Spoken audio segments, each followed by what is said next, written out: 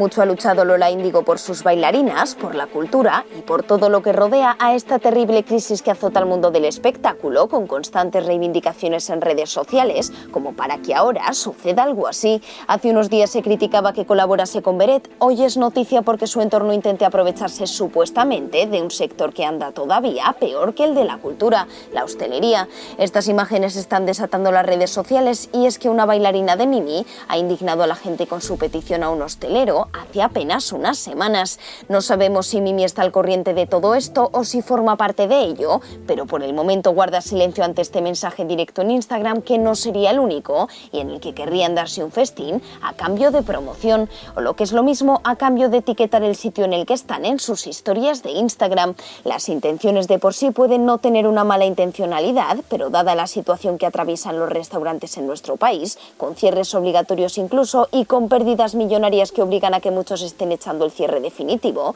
no parece una buena idea querer ir a comer por la gorra. De ahí el clamor casi generalizado en las redes sociales. ¿Y tú qué opinas? Déjanoslo en los comentarios.